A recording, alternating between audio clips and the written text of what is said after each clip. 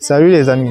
Par rapport aux préoccupations d'hier, j'ai reçu plusieurs questions et les principales étaient de savoir comment travailler de façon efficace et à long terme. Bon, pour travailler principalement de façon efficace, qu'est-ce qu'il faut faire? Il faut avoir un support d'information vraiment rentable. J'explique. Supposons que lorsque tu travailles, tu as des difficultés scolaires. Principalement, il n'est pas question de dire je ne regarde pas la correction, non. Nous sommes plus ici en 1990. Il y a plusieurs supports, par exemple les documents de la correction de principe, par exemple, ou les supports d'IA que tu peux utiliser pour rentabiliser ton temps d'étude et ton efficacité. Si tu n'utilises pas les intelligences artificielles de nos jours, par manque d'appareils, c'est bien. Mais si tu as les appareils et que tu ne les utilises pas, c'est très idiot. Donc, je t'invite grandement à utiliser les intelligences artificielles pour améliorer ta façon de travailler à la maison, car ça t'aidera grandement. Donc, pour résumer, pour travailler de façon efficace, qu'est-ce qu'il faut?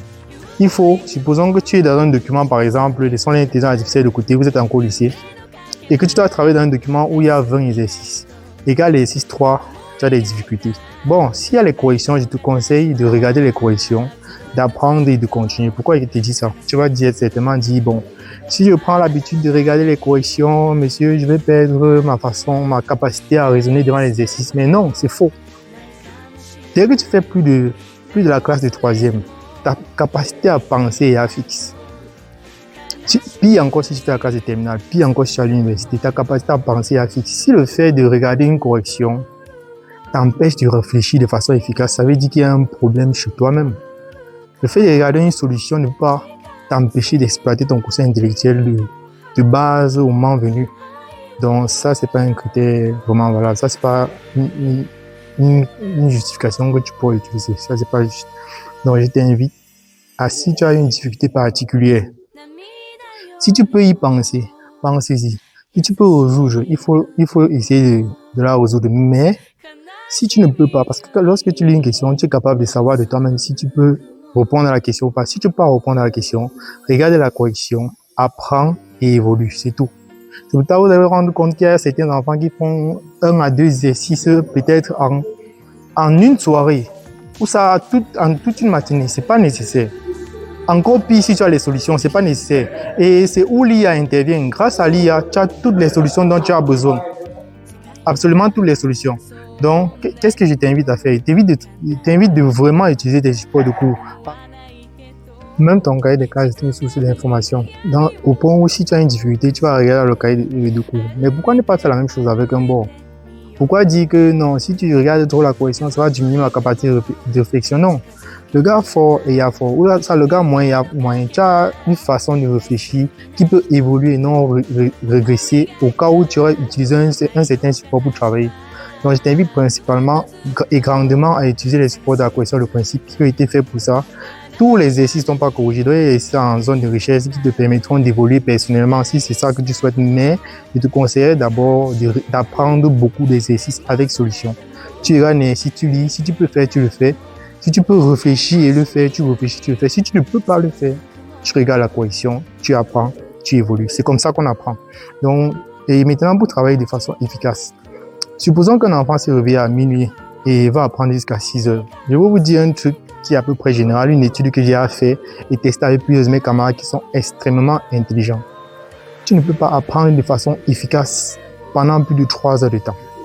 Surtout si ce sont des matières non scientifiques. Tu ne peux pas apprendre de façon efficace pendant plus de 3 heures de temps avec le même degré de concentration. Ça, c'est pas possible. Donc, comment est-ce qu'on résout ce problème-là? Il y a 2 façons de résoudre le problème.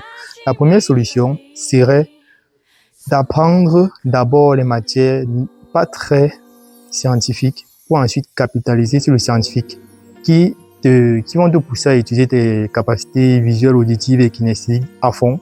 Là, ça va te garder éveillé et concentré. Ça veut dire quoi? Si tu te réveilles le matin, par exemple, tu peux commencer par travailler la science, l'anglais, la SVT.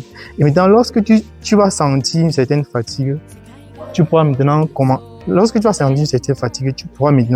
prendre les maths, les physiques, la chimie, ou tu pourras travailler en écrivant, histoire de garder un peu le rythme et de rester éveillé. C'est extrêmement important.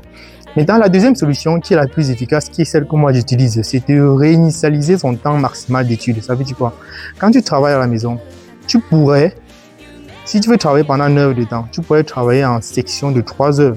Ça veut dire quoi? Quand moi je veux réviser, je peux travailler pendant 3 heures de temps me reposer pendant peut-être 2 heures et ensuite recommencer à travailler pendant 3 heures de temps ensuite. Donc, je n'enchaîne pas. Le repos peut être un sommeil, une toute petite distraction suivie d'une douche qui réinitialise carrément tout. Donc, si tu as un samedi libre ou un dimanche, ou ça, si nous sommes pendant les congés de Pâques ou de Noël, je t'invite grandement à faire ça. Ça veut dire quoi? Tu apprends de façon efficace pendant 3 heures de temps, petit sommeil, petite douche et tu recommences. C'est exactement ce que je suis en train de te dire. Maintenant, travailler de façon efficace pendant 3 heures de temps est extrêmement important. Parce que si tu fais ça et qu'à chaque fois que tu t'assois pour réviser, tu es à 100%, ta rentabilité sera des plus grandes. Et c'est pour ça qu'à l'époque, les camarades se posaient toujours la question, comment est-ce que je fais pour finir tout un chapitre en une nuit? Bon, je viens de te donner l'astuce. Si tu mélanges les deux astuces, donc celle d'apprendre en tranches et aussi celle de pouvoir, si en cas où tu ne connais pas la solution d'un exercice, avoir l'humilité de regarder la correction et d'apprendre de cet exercice-là, tu réaliseras beaucoup de choses. Donc, je t'invite vraiment à utiliser ces deux méthodes pour rentabiliser ta façon d'étudier et surtout à utiliser les documents à la correction de principe qui sont vraiment très bien écrits et qui vont te permettre d'avoir ton examen certainement avec la mention et qui, j'espère, sera au moins mention très bien. Beaucoup de courage à vous, les amis. Je vous souhaite bon courage.